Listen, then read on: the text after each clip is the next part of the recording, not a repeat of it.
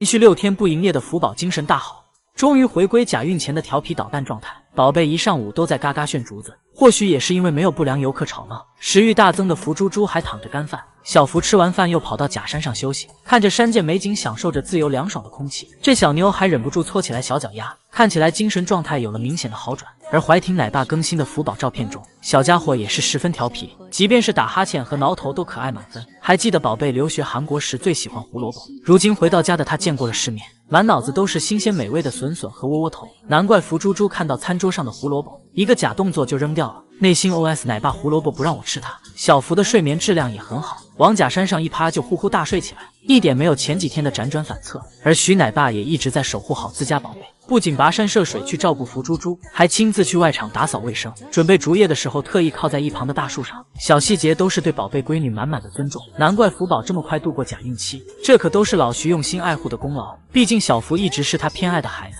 奶爸对几个男熊一言不合就是损，夸闺女的彩虹屁就没重样过。福宝吧，他有点小调皮，他是比较淑女，他其实也蛮温柔，但有时候也挺疯的，所以他可以说是跳脱型的。最双标的还得是老徐喊熊猫起床，面对草和直接用大嗓门等会儿，水星哟。看到小福就瞬间温柔下来，他还特意去厨房拿来小苹果哄孩子。哎呦，点这人咋了？还没睡醒吗？估计那几个男熊都得寻思，这样的待遇我们咋没有？然而徐奶爸可没有过度溺爱闺女，该严厉的时候一点也不心软，调皮的福宝都被他训得不敢吱声了。师傅，不准打滚哈，少打点滚，尽量不要打滚。他之所以不让福宝打滚，也是为对方好。他一陌生，还焦虑紧张，还害怕，应激反应，他就会打滚。打滚对他来说，时不时打一下就行了，但不要经常去打。除此之外，奶爸还军事化训练闺女，制作各种漏食器挂在树上，目的就是锻炼福猪猪的后肢力量。宝贝平时吃竹子费劲的时候，老徐也不会主动帮忙，而是让对方学会动脑，一点点解决。不得不夸一句奶爸的教育理念，宠闺女的同时还是个严父，难怪福宝回国后肉眼可见的幸福。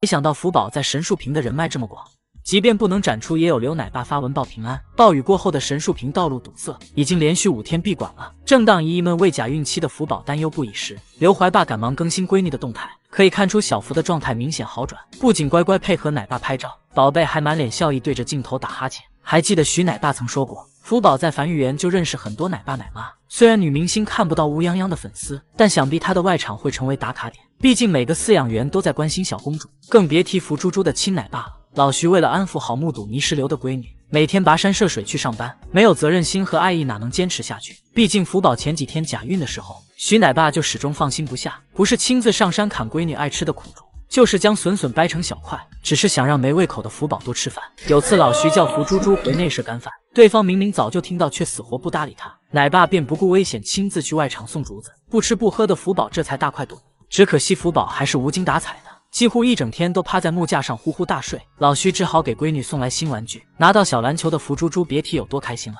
自从奶爸接手照顾福宝后，总是受到很多莫名其妙的恶意，被某些游客围堵也就算了，还要承受黑粉3天2头的网暴。可老徐压力倍增的同时，也只能做好自己能力之内的事情。压力肯定是有的，毕竟他关注度那么高，喜欢他的人那么多，也有怕自己做不好的时候。但是确实，我现在能做的就是力所能及的把自己能做的事情，身边事情给做好。他深知自己不能左右基地的安排，便想方设法给闺女制造乐趣，不是收拾院子改善环境，就是亲手制作各种各样的漏食器玩具。看似严肃不苟言笑的奶爸，还考虑到宝贝闺女亲人的性格，喊福宝回家都得哄着对方。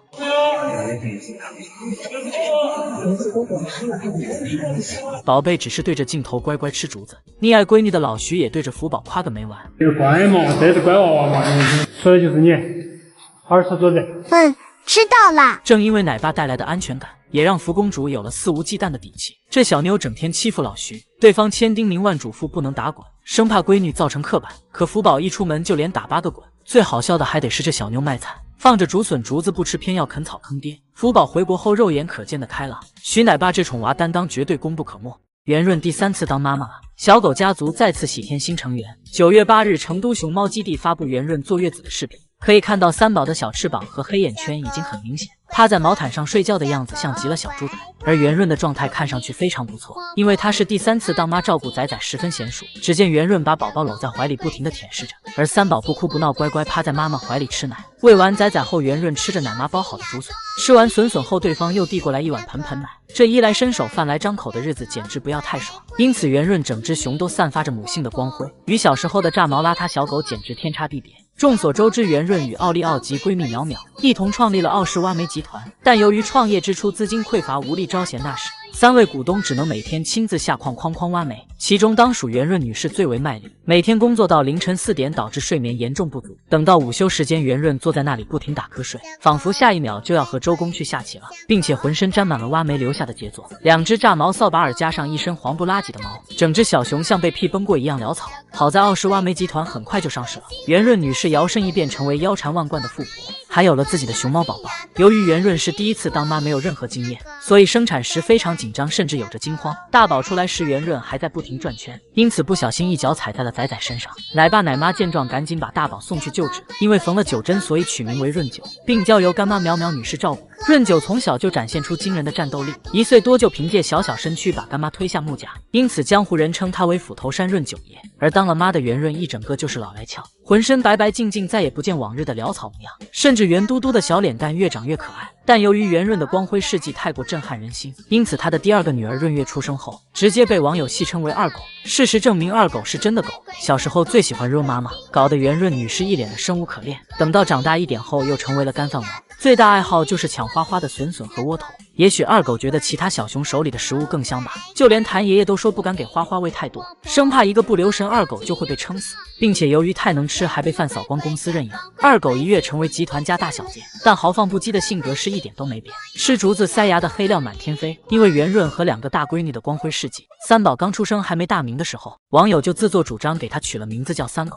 不知三宝听后会作何感想呢？希望未来袁润陪三宝的日子能长久些，两熊都要健康平安的度过每一天。头胎照书养，2胎当猪养，艾女士终于学会成大的摆烂带娃了。这天，江爷爷看到福大妹躺在地上，不停地扑腾着小短腿，想要翻身，而艾女士睡得四仰八叉，根本不想搭理熊孩子。江爷爷无奈只能好言劝爱宝帮大宝翻身。但此刻的艾女士已经彻底摆烂，听着爷爷的唠叨，她敷衍地动了一下手臂，心想我不伺候了，这熊孩子谁爱管谁管。一旁的福大妹感受到妈妈的冷漠，不断地扭动着小身子，哼哼唧唧表示抗议。而艾女士已经彻底对熊孩子失去耐心，她翻过身，直接抬手给福大妹盖上了毛被，警告道：得了吧，赶紧闭嘴，别吵老娘睡觉。而废头子2号哪肯善罢甘休，在爷爷的挑唆下不停地扭动屁股。艾女士沉浸在睡梦中，给她翻了个身，结果福大妹直接变成了虾宝。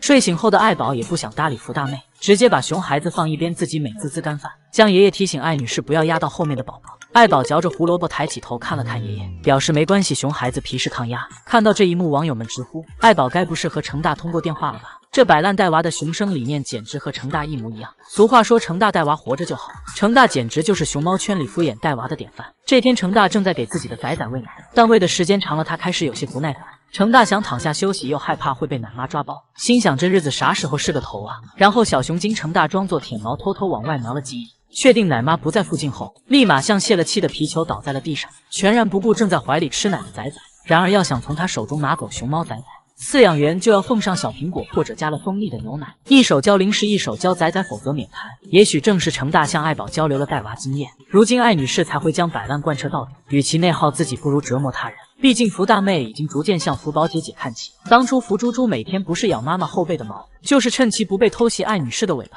甚至会当着妈妈的面故意拔院子里漂亮的花。即便艾女士把她揍出狗叫，也毫不收敛。有福猪猪这样的典型案例在，艾女士不禁对未来生活感到绝望，倒不如趁现在好好摆烂，让爷爷们操心去吧。等到未来双胞胎长到盼打的年龄，那时候的日子才是真正的鸡飞狗跳。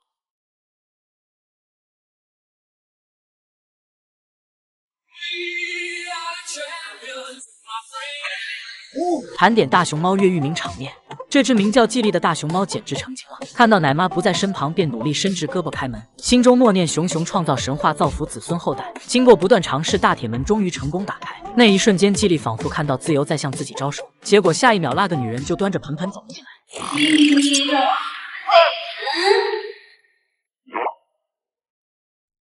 听到没奶妈的质问，季丽立马心虚的低下了头，仿佛在说不听不听，王八念经。如果说熊猫越狱是门学问，那一定要从娃娃抓起。熊猫仔仔自出生那天开始，就已经计划好如何在有限的条件里创造奇迹。趁着奶妈在另一个房间忙活，程浪趴在木栅栏上努力撑起小身板，不断伸出小脚丫，试探想要踩到扶手上面。结果脚下一滑，当场表演了个劈叉。好在程浪稳住身体，然后成功翻出栅栏。隔壁房间的小熊见状，胜负欲蹭蹭往上冒，结果刚探出半个身子就被奶妈揪了回去，还连累了正挂在栅栏上吃瓜的程浪，气得程浪一边骂骂咧咧，一边赶紧爬回去，生怕奶妈下一秒会走过来打小屁股。而小熊精研会越狱时，连未来温饱都考虑到了。只见他咬着盆盆想一起从缝隙中钻出去，无论奶妈怎么劝说也不为所动。也许在颜慧单纯的观念里，只要带着盆盆走到哪里都有奶喝。看到奶妈把饭盆拿得远远的，刚越狱成功的颜慧马上穿了回来，一脸坚定地向盆盆走去，仿佛在说熊在盆在。不光国内的大熊猫喜欢越狱，海外的也一样。前不久刚回国的意义简直就是海外本萌男。小时候的他偷懒不想上班，便凭借娇小的身材从门缝中钻了出去。只不过这孩子有点聪明，但不多。长大后的意义扒拉着门缝，试图故技重施。虽然还是那个地方那个门，但现如今的意义怎么努力都钻不进去，气得哼哼，一定是洞口变小了。而三太子萌兰从小就是越狱的一把好手，虽然出师未捷头先卡住，但并不妨碍他继续书写越狱神话。长大后的萌兰凭借玩具成功翻越护栏，随后直奔墙头，热情地跟粉丝们打招呼。当晚央视就报道了萌儿的光辉事迹。由于园方高度关注萌兰的卓越表现，几天后萌儿喜提定制版加高向内行护栏，气得三太子大喊尔等小人胆敢与我一战。不得不说，熊孩子们为了越狱可真是煞费苦心。